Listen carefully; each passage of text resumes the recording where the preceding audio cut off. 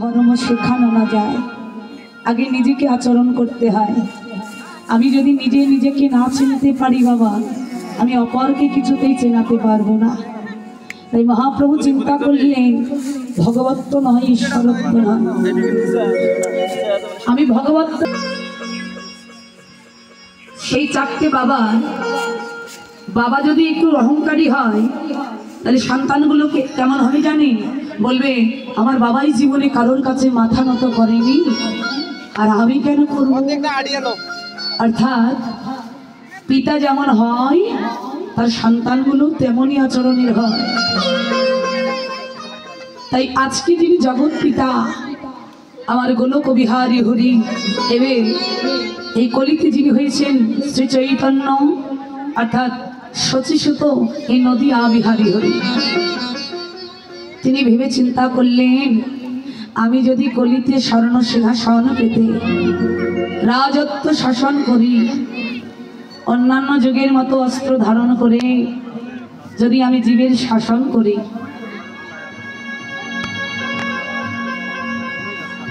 হরি বল, তাহলে বললেন ওরে বাবা,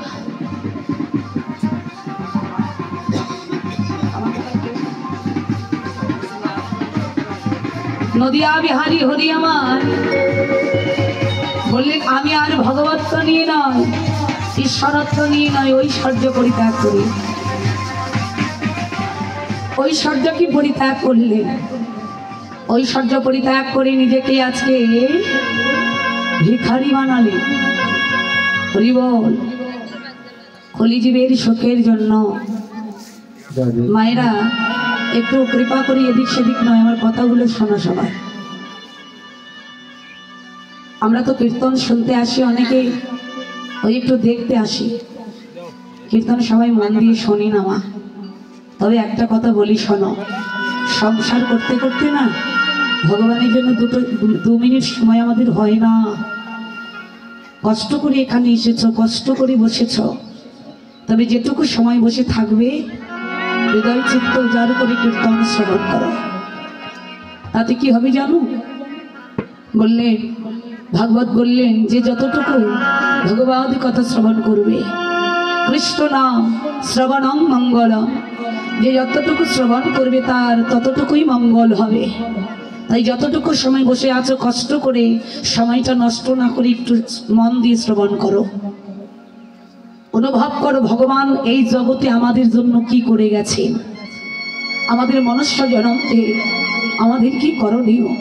শুধু ভালো মন্দ খেলাম, ভালো ভালো মোটা ওই নরম পালঙ্কে ঘুমালাম, বান্ডিলে বান্ডিলে টাকা ইনকাম করলাম, 10 তলা 20 তলা বাড়ি করলাম, ভালো মন্দ খেয়ে গেলাম, যেদিন আমার আয়ু শেষ হলো বলো হরি হরি বল হয়ে গেলাম।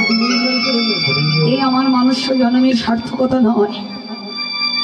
কলিতে মানুষ হয়েছি, আর এই মানুষের অচৈতন্যতাকে দূরভীত করার জন্য ভগবান নিজেই সাক্ষাৎ এসেছেন, কোনো অবতার হয়ে নয়, তিনি স্বয়ং নিজেই এসেছেন।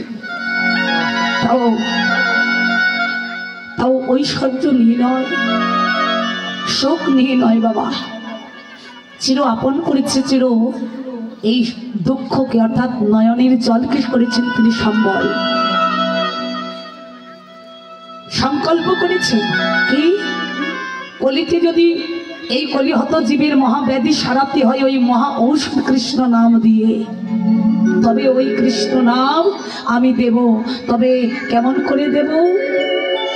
আমার নিজের নয়নের জলকে সম্বল করে আমি নিজে কাঁদব, আর হরি নামে জগৎকে কাঁদাতে শেখাবো। তাই তো ব্রজে ছিল যার বদনে এত মিষ্টি হাসি, যার করে ছিল মোহনবাসী, হাসি বাসি সমস্ত ঐশ্বর্যকে পরিত্যাগ করেছেন শুধু বাবা আমাদের মতো জীবের জন্য। আজকে মহাপ্রভুর দিকে চেয়ে দেখুন তো, কলির যিনি ভগবান, আরে ভগবান যিনি হবেন তার দিকে দেখলেই তো প্রাণ জোড়াবে। কিন্তু কেমন ভগবান আমরা পেয়েছি, যার শতছিদ্র বেশ, যার মস্তক মুন্ডন, মাথায় একখান শিখা, স্কন্ধে ভিক্ষার ঝুলি, যিনি যে বেশটা নিয়ে তিনি এসেছেন এটা হলো ভিখারির বেশ, কাঙালের বেশ। আরে ভগবানের বেশ এমন হবে কেন বাবা? এই বেশটা আমরাই করিয়েছি। আমাদের মতো যারা কলিহত জীব, যারা দেবদুর্লভ মনুষ্য জনম, সারা জীবন পশুর মতো আচরণ করলাম, কোনোদিন গৌর বলে কাঁদলাম না, কোনোদিন কৃষ্ণ নামে আঁকি জ্বলল না, কোনোদিন কোন সাধু বৈষ্ণবের চরণ তলে অহংকারের এই মাথাটা আমার নত হলো না। ভগবান চিন্তা করলেন আমি যদি জগৎ পিতা হয়ে নত হতে পারি, আমার সন্তানরাও এরাও আমাকে দেখে এরাও নত হতে শিখবে। তাই কাঙালের ঠাকুর হয়ে এসে দাঁড়িয়ে বলছে, হে কলিহতজি, কলিতে আমি পিতৃ পরিচয় নয় মাতৃ পরিচয় এসেছি। হরিবল। মাগো বিচার করে দেখবেন আজকে যিনি আমাদের মহাপ্রভু, তিনি কিন্তু জগন্নাথ সুত নয়, শচী সুত। বাবা দেখবেন মহাপ্রভু যিনি নিমাই, তিনি কিন্তু পিতার পরিচয়ে আসেননি।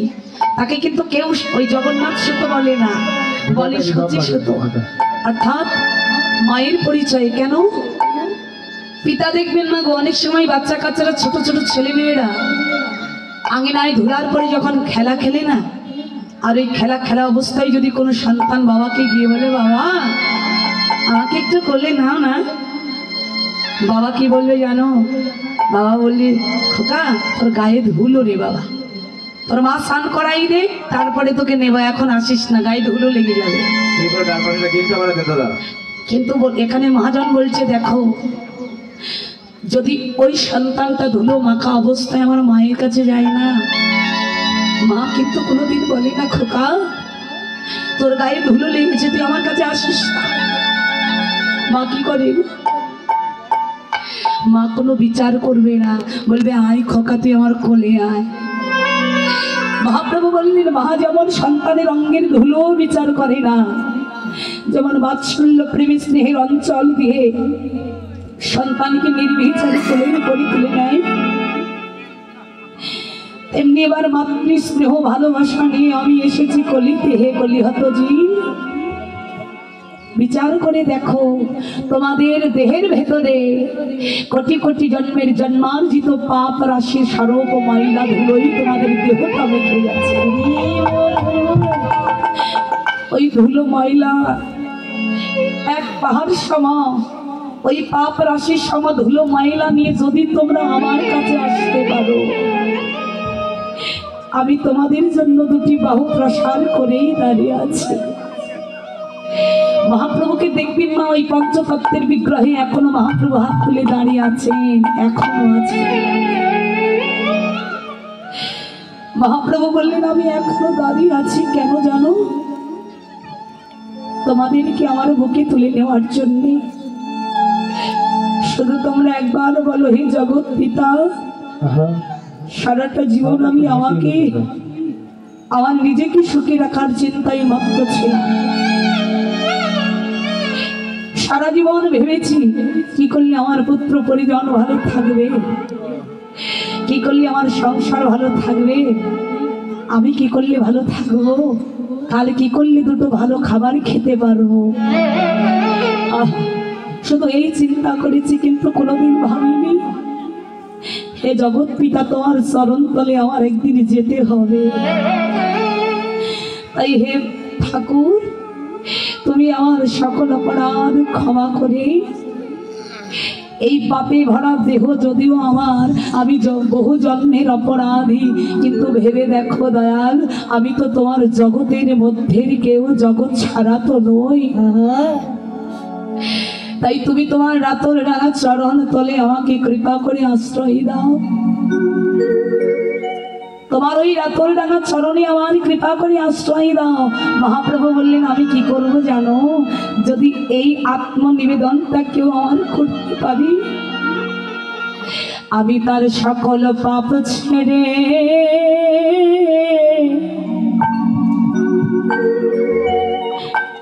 আমি আমার বুকে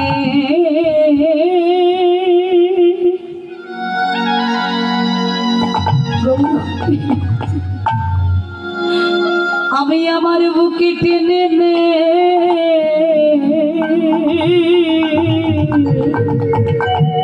সকল নিতাই গৌর হরি হরি বল হরি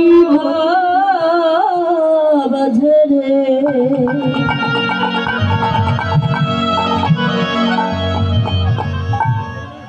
আমি তোরে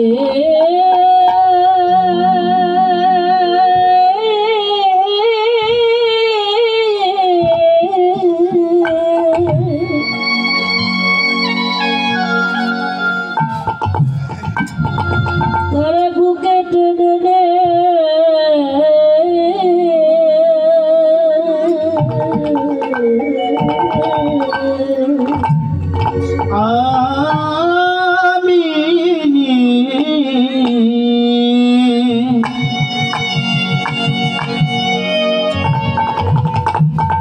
তার সকল অপরাধ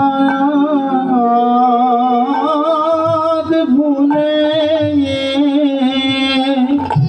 আমি তো তোমার মুখে চিনি তাকে বুকে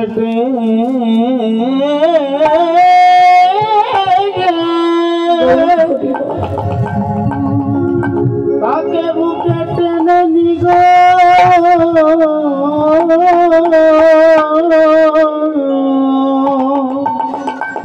যদি কেউ একবার আমার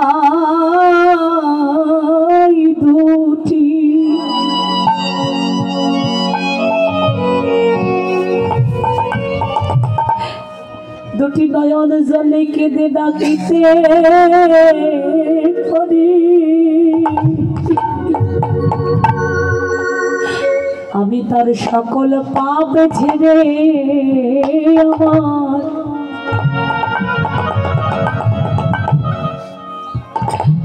আমি আমার বুকে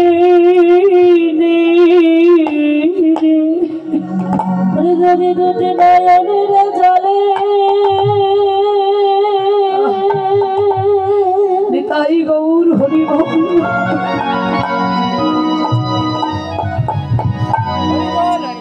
দুটি নয়নের জলে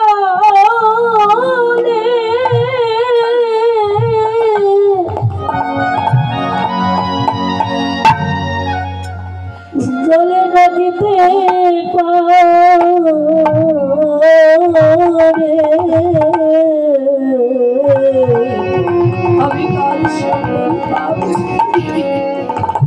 আমি তার সকল পাপ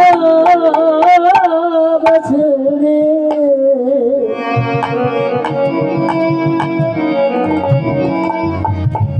আরে বুকে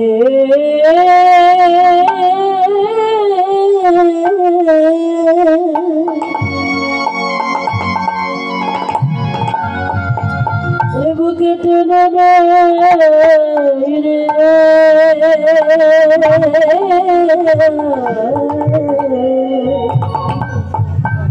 বাবা একটা কথা জেনে যাবেন যে সংসারকে ভালো রাখার জন্য আজ এ পর্যন্ত শুধু দিয়ে গেলাম যতদিন পর্যন্ত বেঁচে থাকবেন এই সংসার আপনার থেকে শুধু চাইবে কিন্তু কোনোদিন বলবে না বাবা এই জীবনটা তুমি সংসারকে সুখে রাখার জন্য উৎসর্গ করেছো তোমার আর দিতে হবে না যত দেবে সংসার তোমাকে আরো বলবে আরো দাও আরো দাও আরো দাও আশীর্বাদ করবেন যে মনোবাঞ্ছায় দান করলেন বাবার সেই মানস কামনা যেন ভগবান পরিপূর্ণ করেন আপনাদের মতো এত অগণিত সাধু সঙ্গ পেয়ে যেন আপন জনমকে ধন্য করতে পারে সবাই কৃপা রাখবেন তাই গৌর হরি বল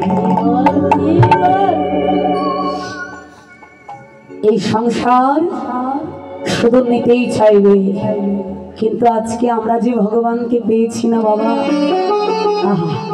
তাকে যদি আপনি দিতে পারেন তবু আপনাকে ভালোবাসবে আর যদি দিতে নাও পারেন তবু আপনাকে ভালোবাসবে এটা হলো নিঃস্বার্থের ভালোবাসা যেটা এই জগতের মানুষ আপনাকে দিতে পারবে না এমনকি বলে এতদিন তো সংসারে কি অনেক কিছু দিয়েছ তার কিঞ্চিতের কিঞ্চিত অর্থ যদি আমার ভগবানকে দিতে এতদিন হয়তো তোমার দেহের গতি হয়ে যেত এতদিন হয়তো তোমার এই কৃষ্ণ সেবার দেহটা কৃষ্ণ সেবায় লেগে যেত গো। ভগবান বললেন আমাকে যে এক বিন্দু দেয় আমি তাকে এত দেই যে সেই ভক্তের রাখার জায়গা রাখি না। পাবো কি করে? দিতেই তো জানি না, কোন পাত্রে দান করতে হয় সেটাই তো জানলাম না। অপাত্রে সারাটা জীবন দান করে গেলাম। কথা ছিল এই হৃদয় চিত্তের যতটুকু ভালোবাসা, এই দেহটা সংসারকে দেব, কিন্তু এই হৃদয় এই মনটা দেব আমার গৌর গোবিন্দর চরণে। কিন্তু আমার সেটাও দেওয়া হলো না।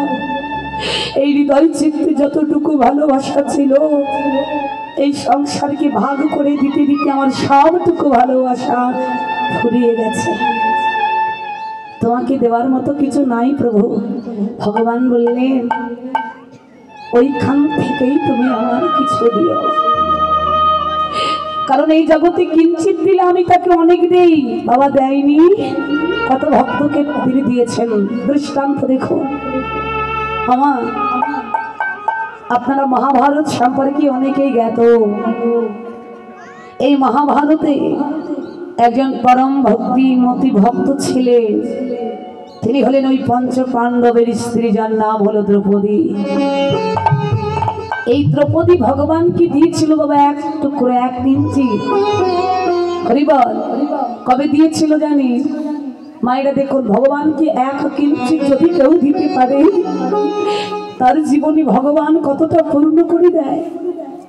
এই দ্রৌপদী একটুখানি বলি, এই মহাভারতের শিশুপালের নাম আপনারা সবাই শুনেছেন। শিশুপালের যেদিন জন্ম হয়েছিল বাবা, শিশুপালের 3খানা নয়ন হয়েছিল আর 4খানা হাত হয়েছিল। হরিবল কিছু জ্যোতিষীগণ তার মাকে বলেছিল, শিশুপালের মা শোনো, যার নয়ন দর্শনে তোমার ছেলের একটা নয়ন আর 2টো হাত খুলে পড়ে যাবে, জেনে রেখো তার হাতেই তোমার ছেলেটার মৃত্যু হবে। এই কথা শুনে মা শুধু চিন্তা করছে যে কার দর্শনে কি ঘটে দেখি।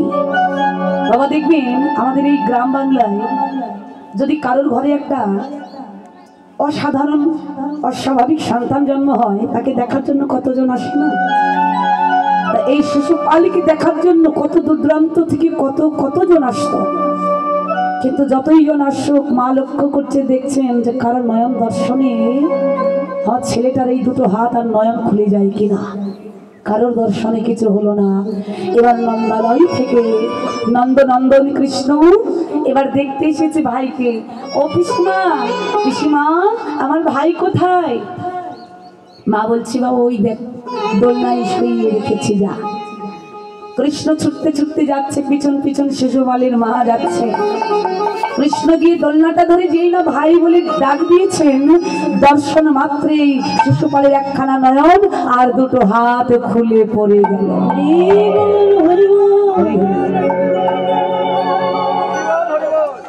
বাবা শিশুপালের মা বুঝতে পারলেন যে এই কৃষ্ণের হাতে আমার ছেলেটার মৃত্যু লেখা আছে। কৃষ্ণ এদিকে আয় তো বাবা। একটু আড়ালে ডেকে নিয়ে গিয়ে বলছে, কৃষ্ণ, ও কৃষ্ণ। হ্যাঁ কৃষ্ণা বলো, কিছু বলবি? আচ্ছা শিশুপাল তোর কে হয় রে? কি যে কথা বলছো পিসি? আমার ছোট ভাই। আচ্ছা ও তো ছোট রে, ও যদি তোর কাছে শত অপরাধ করে তুই কি ক্ষমা করবি না বাবা? মায়ের মায়ের মানে কথা বলার ধরনটা দেখুন, কারণ মা কি জন্য কথাটা বলছে আপনারা তো বুঝতে পারছেন। বলছি কেন বলছি জানিস? ও তো ছোট মানুষ, ভুল তো করতেই পারে, বল। আচ্ছা বাবা আমাকে কথা দিবি? হ্যাঁ আমাকে একটু কথা দে না বাবা। তোর ছোট ভাই শিশুপাল শত অপরাধ করলেও তুই তাকে কিচ্ছু বলবি না, কথা দে। পিসিমার চোখের জল দেখে পিসিমার হাতটা ধরে বলছে, পিসিমা আমি তোমার কথা দিলাম, তোমার শিশুপাল শত অপরাধ করলেও আমি তাকে কিচ্ছু বলবো না।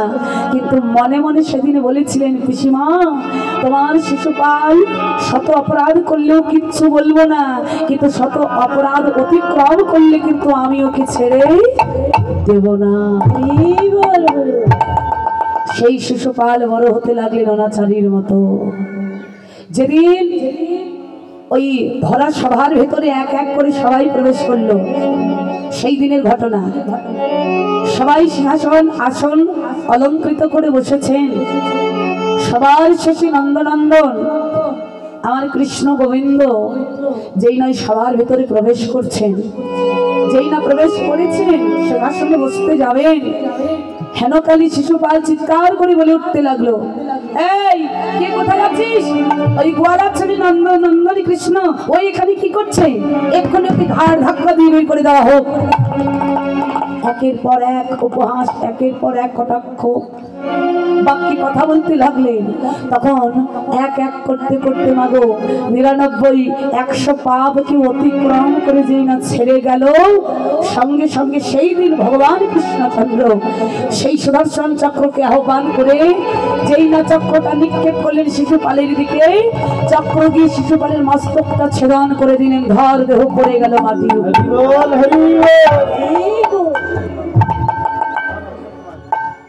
কিন্তু বাবা ঘটনাটা একটা আমরা দেখেছি, কিন্তু একসাথে দুটি ঘটনা ঘটে গিয়েছিল। এক, ওই চক্রের আঘাতে শিশুপালের মস্তকটা কেটে গেল, আর ওই চক্রের আঘাত লেগে আমার ভগবানের আঙুলিতে একটুখানি কেটে গিয়েছিল। বড় সবার ভেতরে কতজন উপস্থিত ছিলেন, সবাই ছুটতে ছুটতে চলে যাচ্ছেন কোথায়? ওই শিশুপালের দিকে। হাই হাই করতে করতে সবাই শিশুপালের দিকে যাচ্ছেন, কিন্তু দূর থেকে দ্রৌপদীর কারোর নয়নে পড়ল না। আহা, সবাই কি ভক্ত হয় দেখো, কারোর নয়নে পড়ল না, কিন্তু দ্রৌপদীর নয়নে ঠিকই পড়ল কি না, সখা কৃষ্ণের হাত আঙুল থেকে টপ টপ করে রক্ত ঝরে পড়ছে। বাবা ভক্ত হলো তারা যারা নিজের কষ্ট নিজের সকল দুঃখ সহ্য করতে পারেন, কিন্তু ভগবানের কোনো দুঃখ হলে তারা কিন্তু কিছুতেই সইতে পারেন না। এই দ্রৌপদীর নয়নে যখন পড়ল আমার সখার আঙুল থেকে টপ টপ করে রক্ত পড়ে যাচ্ছে, পাগলিনীর মতো ছুটতে ছুটতে সখার সামনে গিয়ে দাঁড়িয়েছেন। সখা দাঁড়াও দাঁড়াও এই বলে আর একটা কথা বলে এখানে, আচ্ছা যারা রাজরানী হয়, রাজকুমারী হয় বাবা, তাদের গায়ের এই পোশাক আশাক গুলো কি আমাদের মতো সাধারণ? কত দামি পোশাক, অত শক্ত একটা ওড়না টান দিয়ে ছিঁড়ে গেল। কিসের টানটা দিয়েছে এটা তো জানতে হবে। এমনি এমনি টানলে ছিঁড়বে না বাবা, অত নরম কাপড়রা করে না। অত দামি একটা বসনের অঞ্চল যেই না দ্রৌপদী ভক্তি অনুরাগের একটা টান দিয়ে গিয়েছিল, শূন্যেই ওই অঞ্চলটা সেদিন ছিঁড়ে গিয়েছিল। ওটা কিন্তু ছেঁড়ার কথা ছিল না, কিন্তু অনুরাগের টানটা যখন পড়েছে এক টানে ওই অঞ্চলটা ছিঁড়ে গেছে। আর এক টুকরো কাপড় নিয়ে সখার আঙুলের তাড়াতাড়ি করে বন্ধন করে দিয়েছিল, আর বলেছিল সখা দেখো আর রক্ত ঝরবে না। সেদিন ওই আঙুল দেখে বলেছিল দ্রৌপদী তুমি আজকে আমার এই এক টুকরো বসন দিয়ে আমার ঋণে ফেলে দিলে। এই জগতে আমি ভক্তের ঋণ রাখি না, আজ তুমি আমার এক টুকরো বসন দিলে তো জীবনে এমন একটা দিন আসবে, এই এক টুকরির বিনিময়ে আমি তোমাকে হাজার হাজার লক্ষ লক্ষ বস্ত্র দান করে তোমার এই এক টুকরো বসনের ঋণ আমি শোধ করব।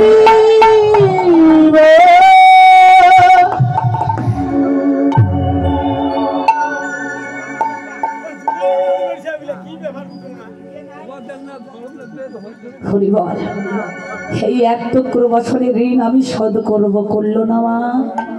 কি বাবা সেই ঋণ শোধ করেনি ভগবান? যেদিন পঞ্চ পাণ্ডব এক এক করে পাশা খেলা খেলতে খেলতে সব হারিয়ে ফেলছে, শেষ পর্যন্ত সম্বল ছিল ওই দ্রৌপদী, তাকেও যখন বাজিয়ে রাখলেন, দ্রৌপদীকেও যখন বাজিয়ে রাখলেন শেষকালে, তখনই তিনি হেরে গিয়েছিলেন তারা। এখানেও কথা আছে বাবা, কি খেলাটাই মেতেছিলেন পঞ্চপাণ্ডব? পাশা খেলা, যেটা কলিতে নিষিদ্ধ। নাস্তিক খেলার পক্ষে তুমি যতবারই ধর্ম হও, যতবারই ভক্ত হও, ধার্মিক হও, নাস্তিক খেলাগুলো খেললে তোমার হারতেই হবে। এটাই হলো প্রমাণ। পঞ্চপাণ্ডব এরা তো ভগবানের পক্ষে ছিল, ভগবান এদের পক্ষে ছিল, এদের তো হারের কথা ছিল না, কিন্তু হারলো কেন? জগৎকে শিক্ষা দিল, দেখো তোমার ভেতরে যত বড়ই ধর্ম জ্ঞান থাকো, যে খেলা খেললে তোমার সংসারের অধঃপতন হবে, তোমার নিজের অধঃপতন হবে, ওই খেলা খেললে জীবনে কোনোদিন জয় লাভ করা যায় না। তো যখন ওই দ্রৌপদীকেও বাজি রাখলেন মা, তখনও হেরে গেলেন, এবং হেরে গিয়ে আইন অনুযায়ী দ্রৌপদীকে তুলে দিতে হয়েছিল ওই কৌরবদের হাতে।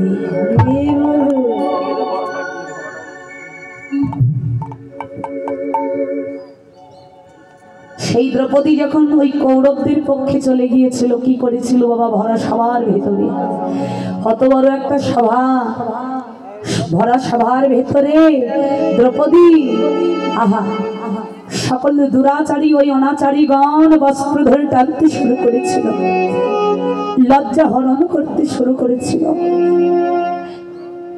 খেয়াল করবেন না, এখানে অনেক কিছু বোঝার মতো বিষয় আছে। ওই দ্রৌপদীর বস্ত্র ধরে টানছিল, ওখানে কি দ্রৌপদী কেউ ছিল না? কি মা ছিল না? ওখানে দ্রৌপদী আপন পরিজন প্রিয়জন সবাই ছিল, পাঁচখানা পতি ছিল। ওই হস্তিনাপুর রাজ্যের যিনি মঙ্গলকারী, অর্থাৎ ওই হস্তিনাপুরের সুখের জন্য, ওই রাজ্য সুখ, প্রজাদের সুখ, রাজ্য সুখের জন্য জীবনে যিনি বিয়েই করলেন না, যিনি একজন ন্যায় নিরপেক্ষ বিচারক ছিলেন, যার নাম হলো পিতামহ ভীষ্মদেব, তার মতো একজন বীর যোদ্ধা ওখানে উপস্থিত সবাই ছিল। হরিবল আমা, আরো কত কত গুরুজনরা ছিল, কিন্তু সবাই থাকা সত্ত্বেও কেউ কি তার কাছে গিয়েছিল? দ্রৌপদী সেদিন ওই অনুরাগীর নয়নে কত না, সকলের বদনের দিকে কত না চেয়েছিল, হ্যাঁ গো আমার এই দুর্দিন কালে, আমার এই সংকটকালে তোমরা আমার কাছে কেউ আসবে না? তোমরা কি আমাকে কেউ সাহায্য করবে না গো? আপন পরিজনদের দিকে যেদিন চেয়েছিলেন মা, সবাই এক এক করে বদনটা ফিরিয়ে নিয়েছিল। পাঁচটা পতির দিকে যখন চেয়েছিল, পাঁচটা পতি অবনত মস্তকে বুঝিয়ে দিয়েছিল দ্রৌপদী, আজ আমরা পাঁচটা পতি তোমার সামনে দাঁড়িয়ে, কিন্তু আজ আমরা আইনের গণ্ডিতে বাধা পড়ে গেছি। আজ স্বার্থ থাকলেও আমরা কেউ তোমার কাছে যেতে পারবো না। আপন পরিজনরাও সবাই বদন ফিরিয়ে দিল। চিন্তা করলেন, আমি ভাবছি কেন এখানে আরো এমন একজন ব্যক্তির উপস্থিতি আছে যিনি কখনো এই অন্যায় মেনে নিতে পারবে না। তিনি নিশ্চয় আমার এই অন্যায় প্রতিবাদ নিশ্চয়ই করবেন। তিনি কে? তিনি আমাদের দাদু ভীষ্মদেব। দাদু, ও দাদু, তুমিও আসবে না? আজকে তুমিও চুপ করে রইবে দাদু? তুমিও কি আমাকে আজ ন্যায় দেবে না? আমি কি ন্যায় পাবো না দাদু? ভীষ্মদেবের দুটি নয়ন সেদিন রক্তিম বর্ণের সূর্যের মতো লাল হয়ে গিয়েছিল। ইশারাই যেন বলছে, দাদু ভাই, আজ আমার সাধ্য থাকলেও আমি কিছুই করতে পারবো না। কেন না? আমি ওই দুরাচারীদের পক্ষ নিয়েছি। আজ যদি আমি তোমাকে সাহায্য করি, তবে এটাও আইন লঙ্ঘনের মতো হয়ে যাবে। কেউ যখন তার কাছে গেল না, দ্রৌপদী জগৎকে ডেকে বললে, হে জগৎ, আমার মতো তোমাদের জীবনেও যদি এমন কোনোদিন আসে, ভেবে রেখো এই জগতে এতদিন তুমি যাদের জন্য জীবনটাকে উৎসর্গ করে দিয়েছ, যাদের জন্য নিজের সুখের চিন্তা কোনোদিন করলে না, যাদের জন্য কোনোদিন ভগবানের কাছে গেলে না, যাদের জন্য কোনোদিন সাধু সঙ্গ করলে না, সেই মানুষগুলো যাদেরকে সুখে রাখার জন্য তুমি জীবনে কি না করেছ, সেই মানুষগুলাই দেখবে তোমার বিপদে কালে কেউ তোমার পাশে থাকবে না। সেদিন যদি আপন বলতে তোমার কেউ থাকে, সেদিন গোবিন্দ বিনা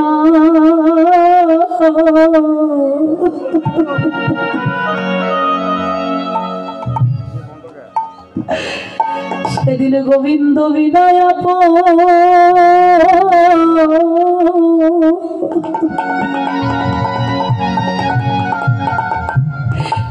তোমার আপনি কেহ নাই রে।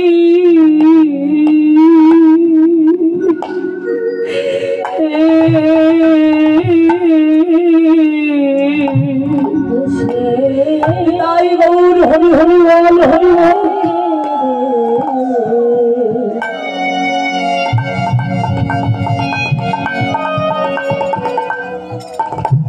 সেদিন গোবিন্দ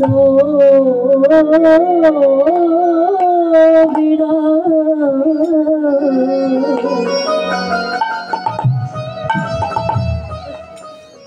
তোমার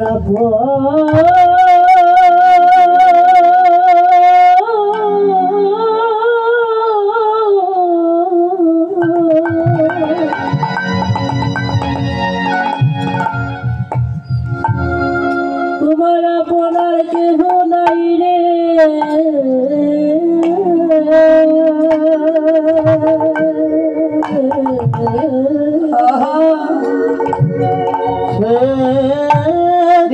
গৌর হরি বল হরি বল গোবিন্দ।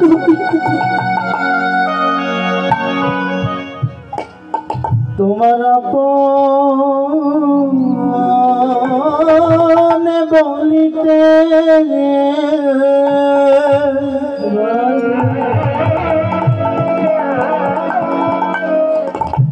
গোবিন্দ বিনায়ার কি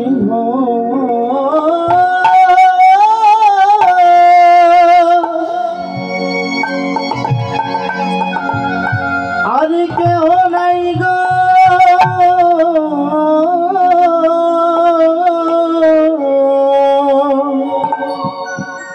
তোমার শির আপনে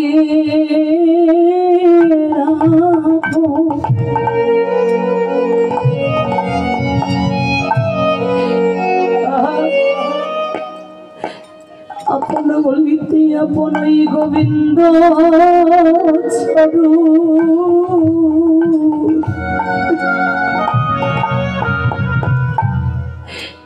সেদিন তোমার ওই গোবিন্দ বিনা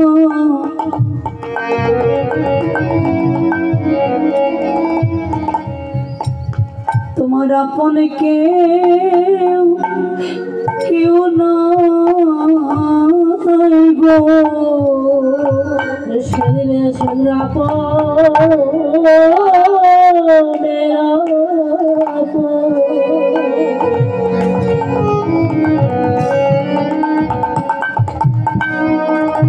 ওই গোবিন্দের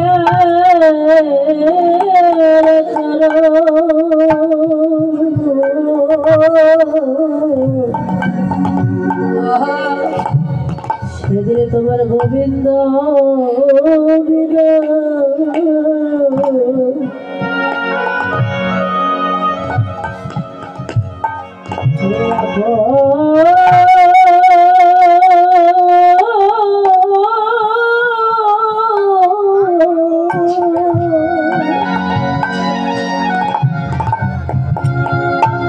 তোমার আপনার কেহ নাই রে।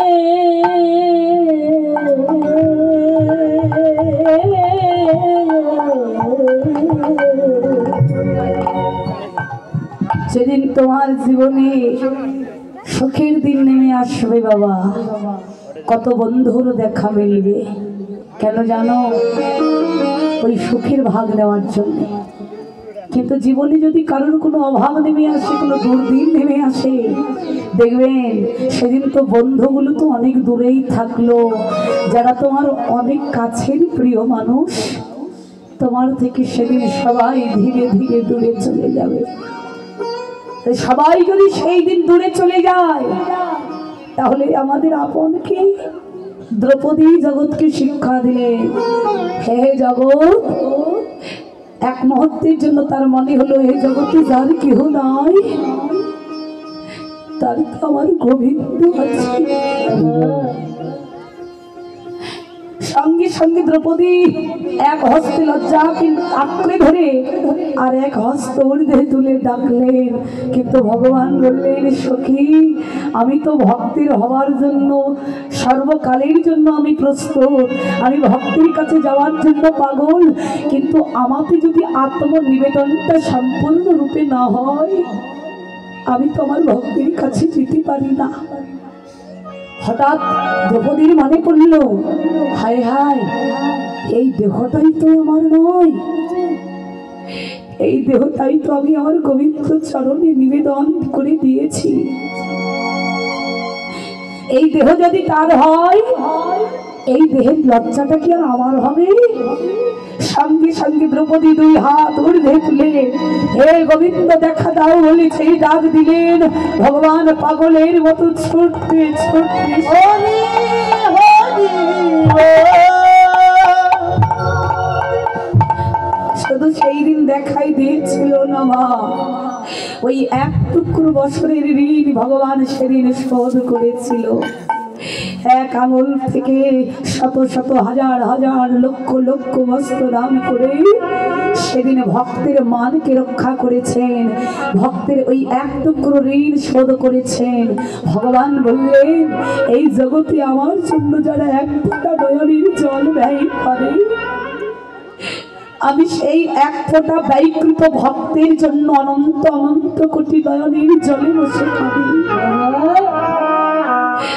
যদি কোনো ভক্ত আমাকে পাওয়ার জন্য এক পা বাড়াই বলে, হে গোবিন্দ আমি তোমার হলাম, ভগবান বলছেন অমন কৃষ্ণ বলা ভক্তকে আমার হৃদয়ে পেতে আমি ভগবান 10 পা বাড়িয়ে আমার ভক্তের কাছে আমি নিজেই ছুটে যাই। কিন্তু কথা হলো মা, ভগবানের কাছে যাবো কি করে? বিচারই তো শেষ করতে পারলাম না।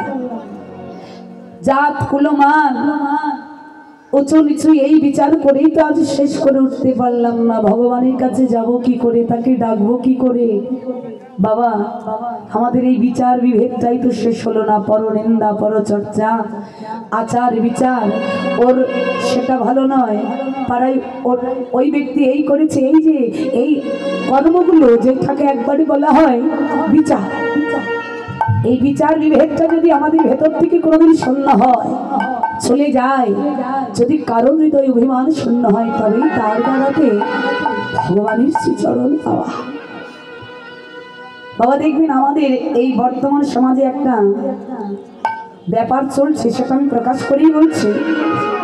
এই বিচারের কথা বললাম না, বিচার নেই পাড়াতে। যদি কোনো সাধু দেখবেন বাবা অনেকদিন সজ্জাই পরে কাতরাচ্ছে, আমরা সমালোচনা করি, দেখেছিস ভগবান ভালোবাসবি, দেখ সারা জীবন ভগবানের সেবা করলো রে, শেষকালে দেখ কি ধুকে ধুকে মৃত্যুবরণ করছে। বাবা বলি কি না, এটা হলো কিসের বিচার জানো? এটা আমার উপরের বিচার, উপর দেখে আমরা বিচার করি।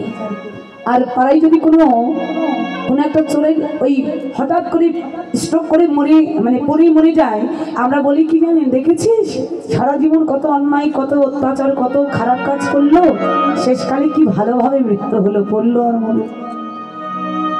বাবা এটা হলো উপরের বিচার, শাস্ত্রে কেউ আমরা বিচার করে দেখিনি। এই জন্য আপনাদেরকে আজকে একটা শাস্ত্রে সুন্দর একটা দৃষ্টান্ত ভালো করে শুনবেন না। মা দুর্গা দেবীর একজন সাধক ছিলেন বা একজন ভক্ত ছিলেন, তা তিনি অনেক সাধনা করার পর মায়ের কৃপা হলো, মা দেখা দিয়ে বলেছিলেন, বাবা আমি অতি সন্তুষ্ট, বল তুই আমার কাছে কি চাস? সেই মায়ের ভক্ত বলেছিলেন, মা গো এই জগতের কোনো ধন আমার চাই না, এই ধন দিয়ে কি করবো?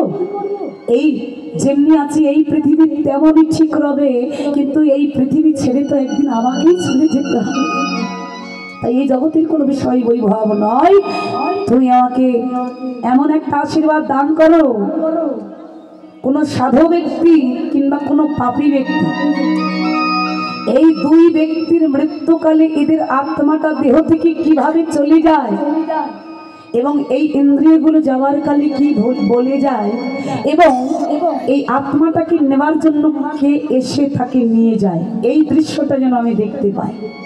তুমি আমার এই আশীর্বাদটা করো। মা বললেন তথাস্তু। এবার মা সেই মায়ের ভক্ত একদিন পাড়ায় জানতে পারলেন একজন চোর সারা জীবন পাপ করেছে, চুরি করেছে, অন্যের সম্পদকে লুট করেছে।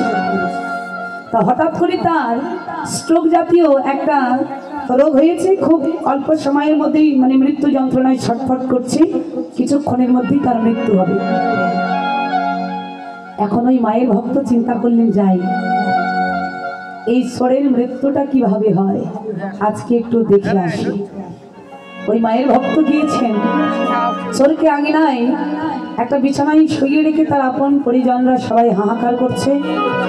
ওই পাপী ব্যক্তিটার থেকে অনেকটা দূরে সামনাসামনি মায়ের ভক্ত বসে আছে। দেখি তো কি করে ওর মৃত্যুটা হয়।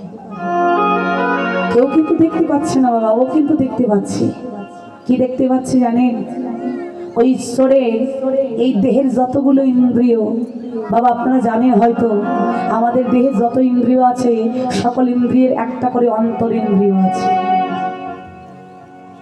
প্রথম ইন্দ্রিয় এই নয়ন ইন্দ্রিয়, নয়নের অন্তর ইন্দ্রিয়গুলো কি করছে জানেন? দেখুন ভালো করে শুনবেন মা। ওই নয়ন ইন্দ্রিয় চোরের ভেতর থেকে তাড়াতাড়ি বেরিয়ে আসছে, বেরিয়ে এসে ওই চোরের মাথায় জোরে জোরে লাথি মারছে। মা লাথি মারছে আর বলছে কি জানেন? বলছে, ওরে মোর, ভগবান তোর দেহে আমাকে কেন দিয়েছিল জানিস? অনন্ত অনন্ত কোটি সাধুগুরু বৈষ্ণবের বদন দেখা দিচ্ছে।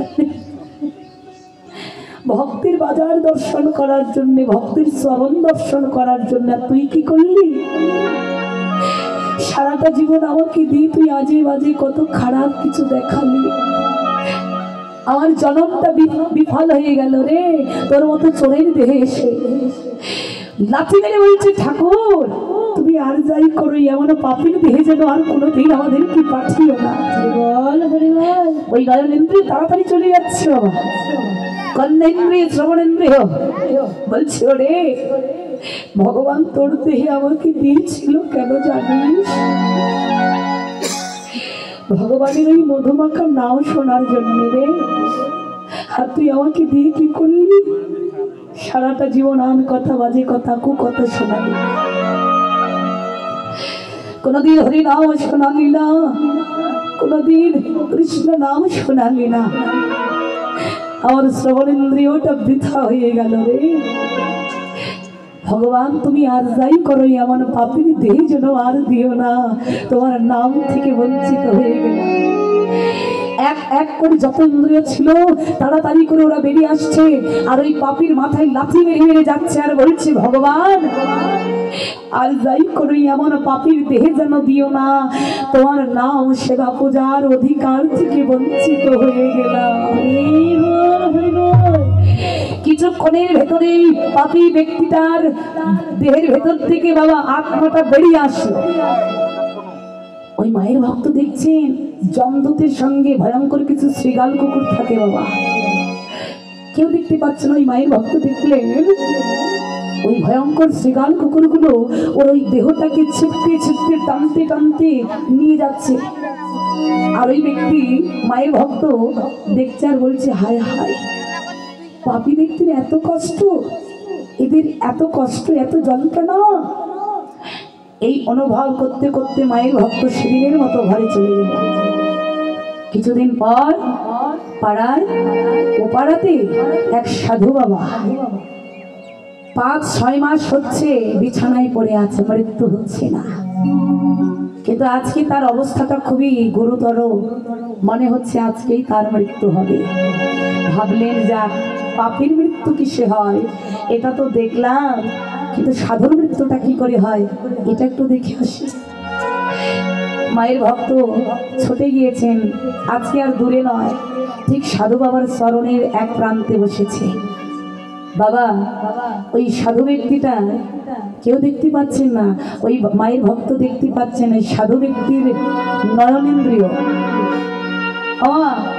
এই যে দুটি নয়ন, আহা কি করছে জানো, নয়নেন্দ্রিয় গুলো বেরিয়ে আসতে চাইছে না, দুটি নয়ন ঝরঝর করে কাঁদছে। কেঁদে কেঁদে ওই সাধুকেই বলছে, সাধু ভক্ত রে, এ জগতে ভগবান আর কারোর কথা না শুনলেও ভক্তের কথা বড় শোনে রে। ও ভক্ত, একবার ভগবানকে বল না তোর দেহে যেন আরো কিছুক্ষণ আমাদেরকে রাখে। কেন না, ভগবান যে উদ্দেশ্যে আমাদেরকে এই দেহে দিয়েছিল, তোমার মতো ভক্তের দেহে স্থান পেয়েছি বলে সারাটা জীবন ধরে কত কত ভক্তের বদন দেখেছি, সারাটা জীবন কত ভক্তের চরণ ধুলা দর্শন করেছি, কত কত ভক্তের বাজার দেখেছি। আমাদের এই দর্শন নয়ন জনমটা আমাদের ধন্য হয়ে গেছে। যদি আরো কিছু কাল তোমার মতো ভক্তের দেহে থাকতে পারতাম, তাহলে হয়তো আরো কত ভক্তের দর্শন পেয়ে যেতাম। তাই বলি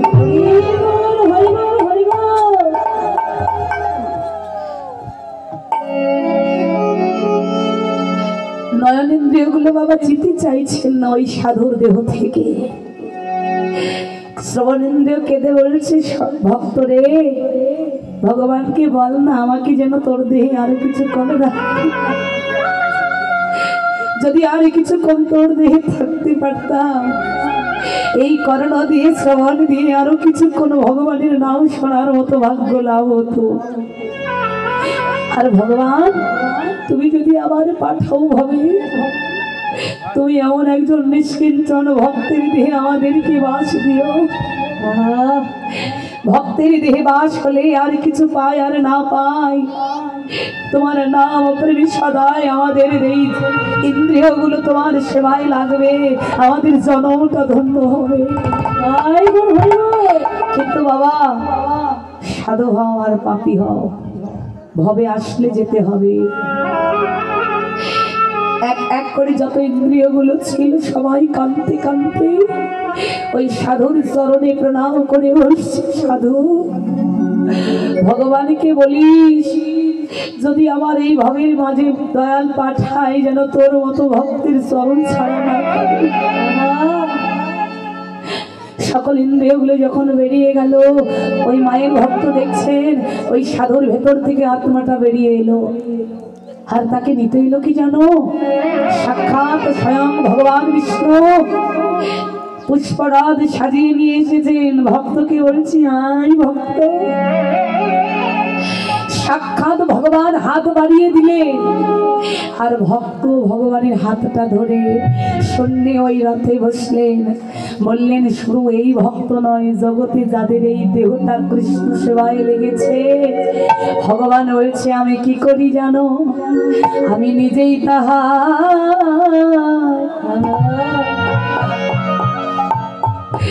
আমি নিজেই তারে পার করে তাই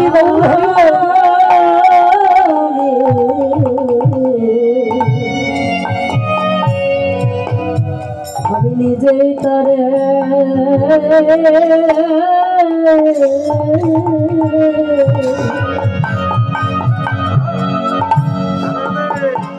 আমি নিজেই তারে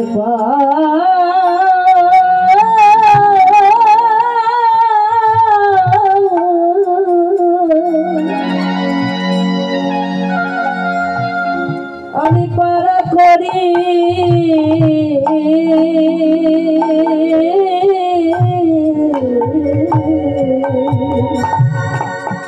আমি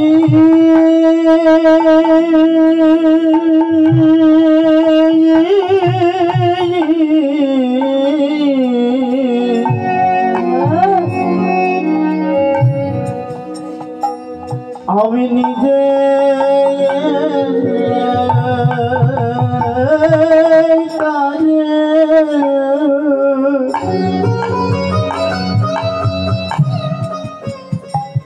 নিজেই তারে পার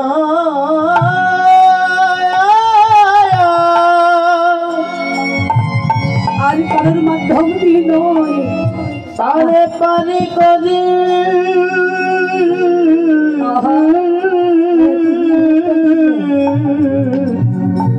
যারা আমার চরণে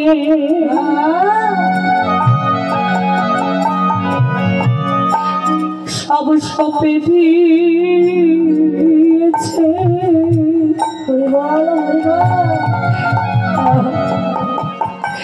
আমি নিজেই তারে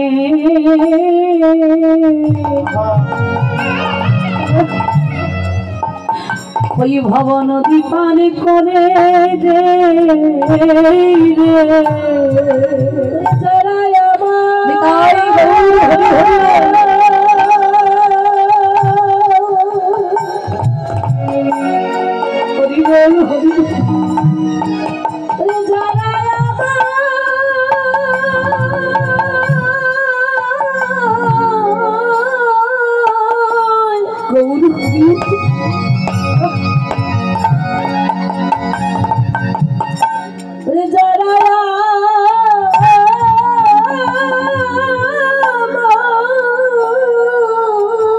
আমার সব সপেছে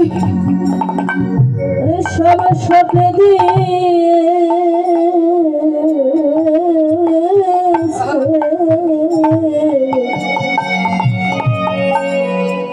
ভেতরে আমি নিজে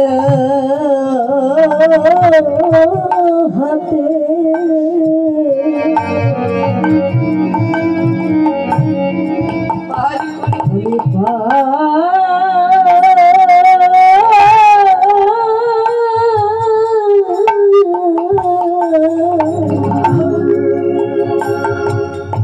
আমি পার করি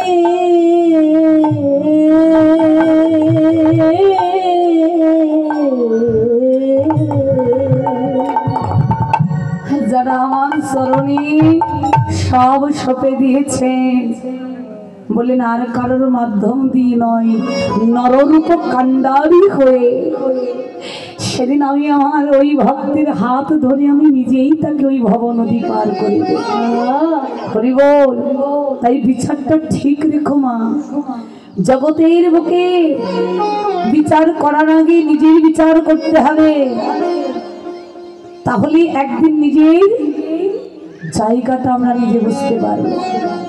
যেদিন অভিমান শূন্য হয়ে অন্তর পূর্ণ প্রেম ভক্তি অর্জন করতে পারবে, বললেন এই ভুবন ভোলানো মহা আনন্দের বদনটা তোমরাও একদিন দেখতে পাবে, যে বদনে বর্তমান নবদ্বীপের ভূমিতটকে আলোকিত করে গৌর হরি দাঁড়িয়েছে, যে বদন দর্শন করে জগৎ জীবে আনন্দ হচ্ছে।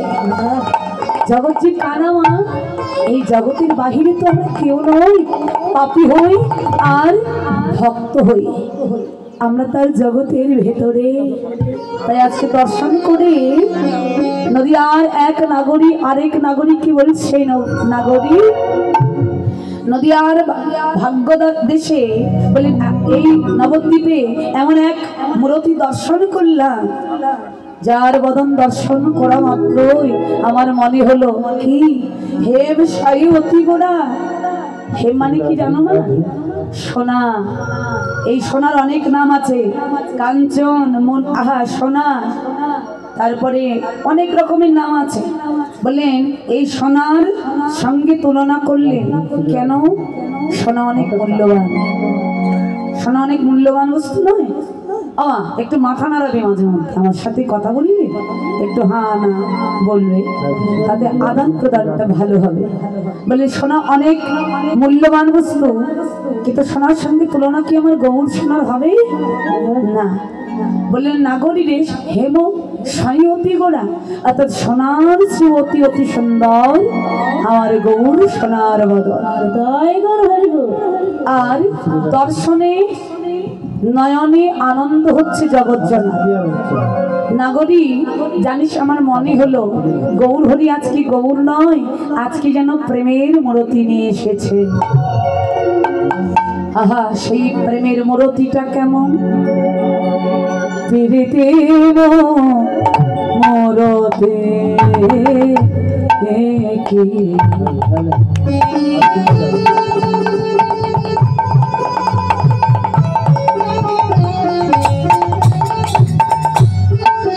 রূপ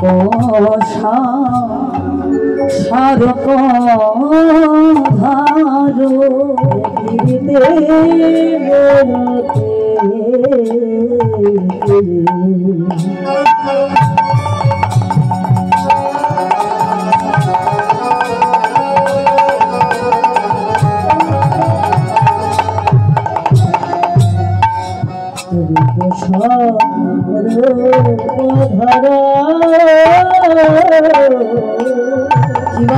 ছানা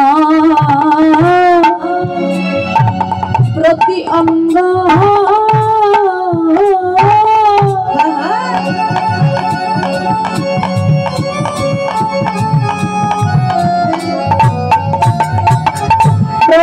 প্রতি অঙ্গ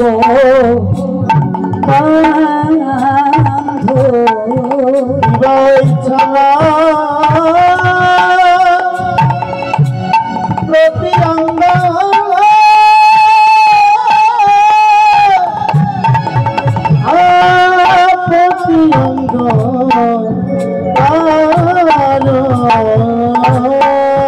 যেন প্রীতির মূরতি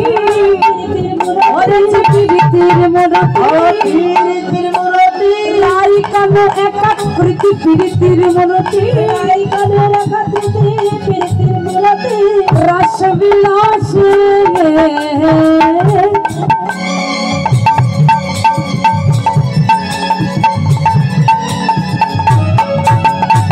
ওই পরিণতি যেন রাই কানো একাকৃতি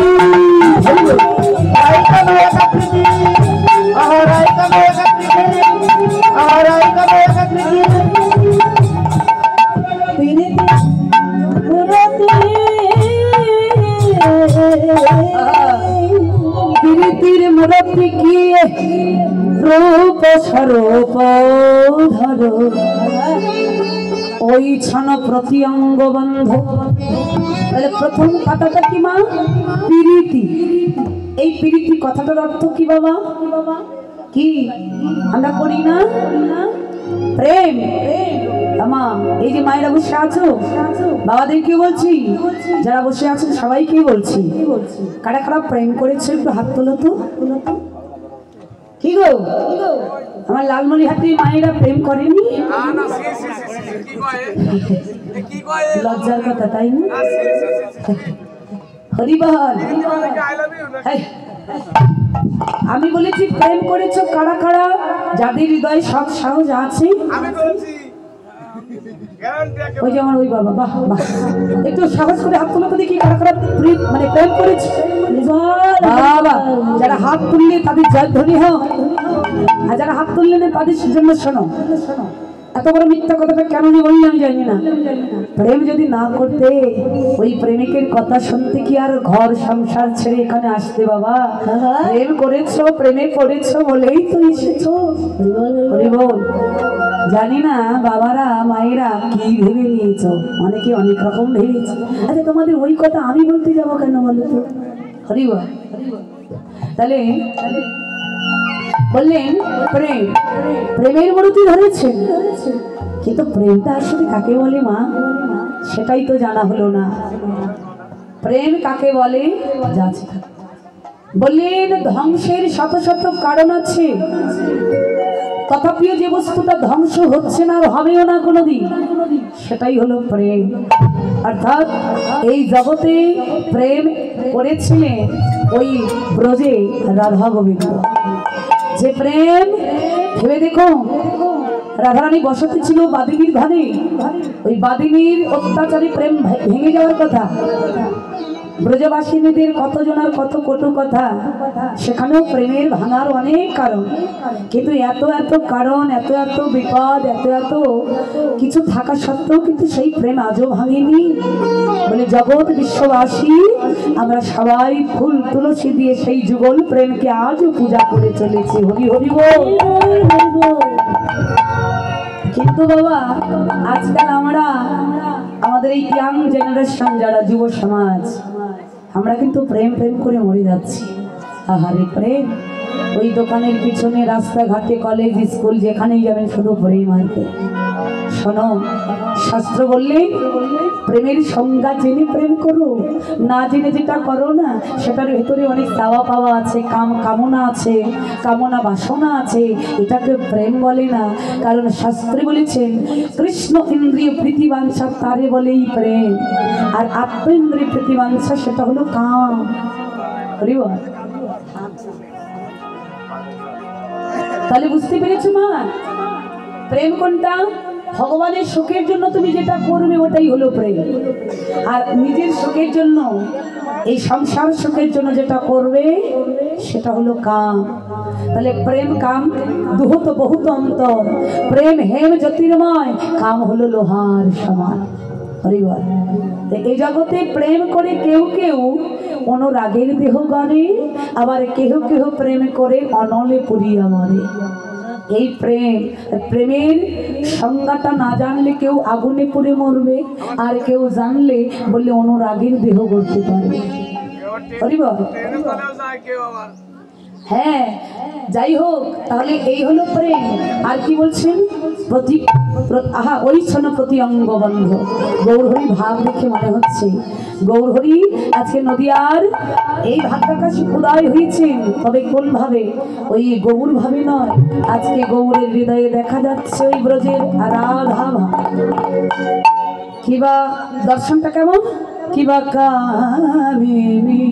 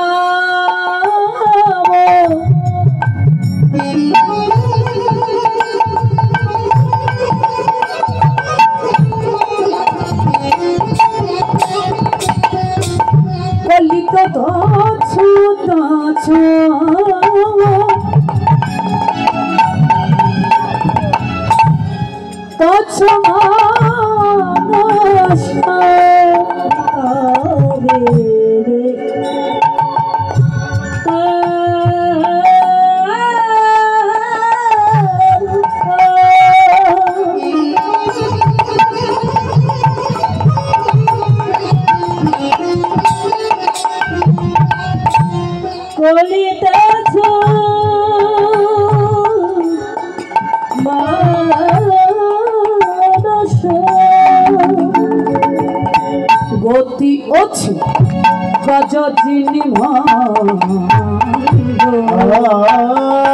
গতি অছি গজজিনি মন্দ, আজ কি নবদ্বীপ চন্দ্র, আজ কি নবদ্বীপ চন্দ্র, আজ কি নবদ্বীপ চন্দ্র,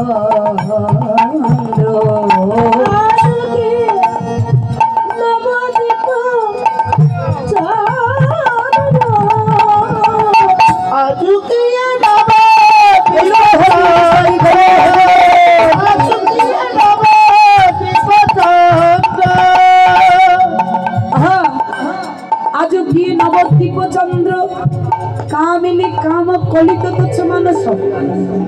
বাবা, কামিনী মানে কি জানো তো? নারী মানে মেয়ে মানুষ।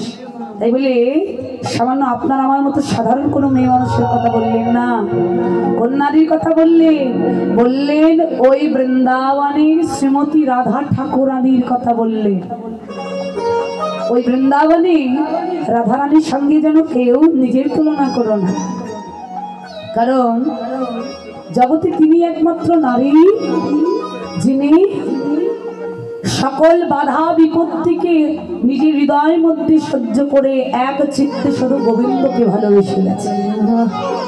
আহা, কালকে যদি কেউ একটা আমাদেরকে উঁচু গলায় কেউ কটু কথা বলে, পরের দিন থেকে তার সাথে আর কথাই বলবো না। এই হলো মামলা। হাহার রাধারানী কত জনার কত কটু কথা, কত জনার কত উপহাস, কত লাঞ্ছনা বঞ্চনা, সকল কিছু সহ্য করে শুধু গোবিন্দকে ভালোবেসেছে।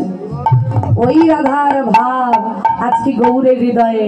গৌর হরি বলছে আমি আজ প্রায় কিশোরী, রাধারানীর মতো করে মাথায় একটা বড় ঘোমটা দিয়ে আজকে যাচ্ছেন কোথায়? সূর্য পূজা করবে বলে। হরি বল। হরিবা বৃন্দাবনে রাধারানী তো ওই ছলনা করে সূর্য পূজা করতে গিয়েছিল মা, তাই গৌর হরি বলছে আমিও পূজা করব। তা কখন যেতে হবে পূজা করতে হলে? একেবারে মাছ দিন, হ্যাঁ দিনের মাছ খান। আসতে মাছ ও দিন হি কোনো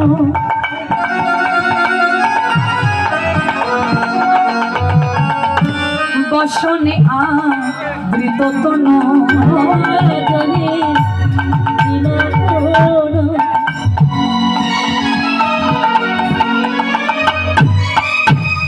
বসনে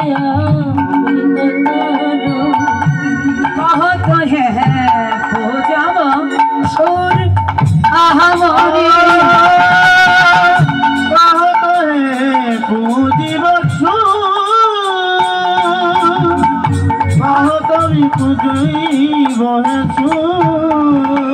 বলে আমি সূর্য পূজা করতে যাব, আমি সূর্য পূজা করতে যাব। পরিবার আসতে রাধারানী করেছিল তার সংসারের মঙ্গলের জন্য, তাই তো আমরাও তাই করি। কিন্তু ভগবান যিনি তিনি তার সংসার তো আর ওই তার সচিমাতা বিষ্ণুপ্রিয়াকে নিয়েই নয়, এই জগৎটাই হলো তার একমাত্র সংসার। এই জগতের সুখের জন্য মঙ্গলের জন্য আজকে তিনি সূর্য পূজা করবে। কিন্তু কথা হলো মা, মহাপ্রভু সত্যিই কি সূর্য পূজা করেছিলেন? মানে জগৎকে শিক্ষা দেওয়ার জন্য এটা ছিল তার ছলনা, কিন্তু উদ্দেশ্যটা কি ছিল জানো? আহা উদ্দেশ্যটা দেখো। হ্যাঁ পূজা করতে হলে অনেক কিছু লাগে, পূজা করতে গেলে অনেক কিছু লাগে। দেখুন পূজার ভেতরে গিয়ে তার উদ্দেশ্যটা তিনি কি দেখান। তবে পূজা করতে যেতে হবে এটা ছলনা। তাহলে কি কি লাগে পুজোর জন্য? আহা সাজা ধূপ দীপ গন্ধ পুষ্প মিষ্টান্ন যে হয় সাজা, ধূপ দীপ গন্ধ পুষ্প মিষ্টান্ন সাজা শীঘ্রই প্রিয়ালোহ বিলম্বনাশয় সাজা,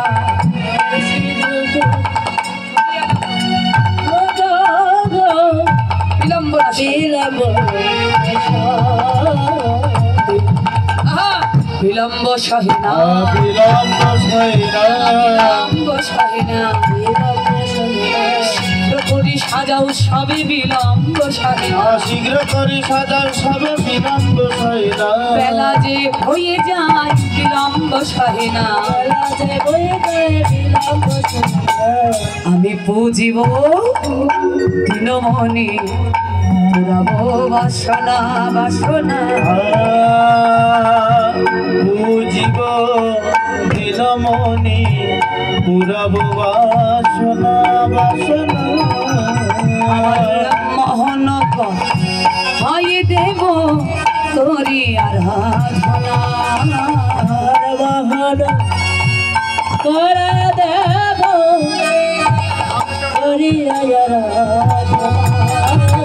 পুরাবো বাসনা পুরাব বাসনা, পুরাবো বাসনা, আহা কৃষ্ণ দর্শনের বাসনা পুরাবো বাসনা, কৃষ্ণ দর্শনের বাসনা পুরাব বাসনা, কৃষ্ণ দর্শনের বাসনা পুরাবো বাসনা, কৃষ্ণ দর্শনের বাসনা এই আমার মনের বাসনা। হরি হরি বল। আমার মনের বাসনা, এই আমার মনের বাসনা, এই আমার মনের বাসনা পুরাব বাসনা। বললে আমি পুজিব দিনমণি। দিনমণি মানে কি মা? দিনমণি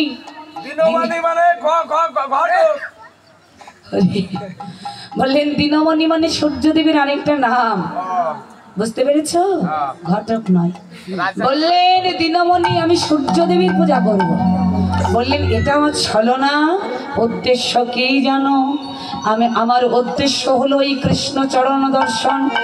আর একটা উদ্দেশ্য, সেটা কি, আমি ওই নদীয়ার পথ দিয়ে যেতে যেতে আমি আরো একটা উদ্দেশ্য করেছি, সম্বল করব। কি সম্বল? ভক্তের চরণ ধোলা। আমি আমার সম্বল করব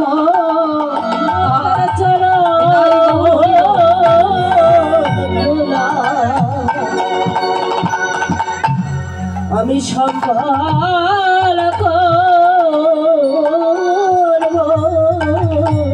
ভক্তের চরণ ধুলা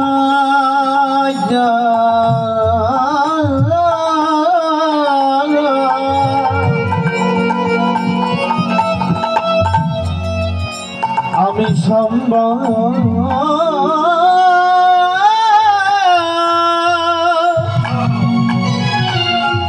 ওই আমি সম্বল করব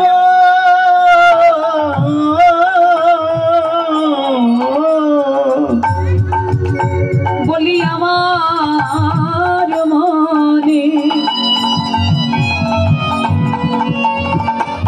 আমার মনে এই বাসনা, আমি ভক্তের চরণ করব।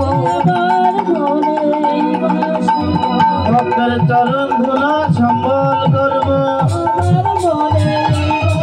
আমি চরণ ধুলা সম্বল করব আমি চরণ ধুলা সম্বল করব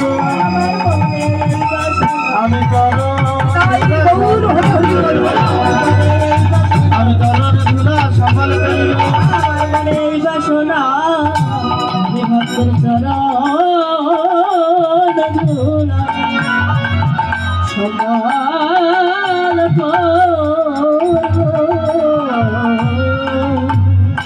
জীবন একদিকে প্রভুর লীলা কারণ, আর একদিকে হলো জগৎ জীবোদ্ধারণ।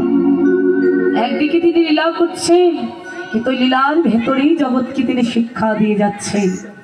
তাই মাগো, গৌর লীলা এখানেই বিশ্রাম রেখে সবাই মিলে একটু রাধা কৃপা শিরে ধারণ করে সবাই মিলে বৃন্দাবন লীলাতে ব্রতী হব। কিন্তু কথা বললো মা, আচ্ছা তোমরা সত্যি করে বলো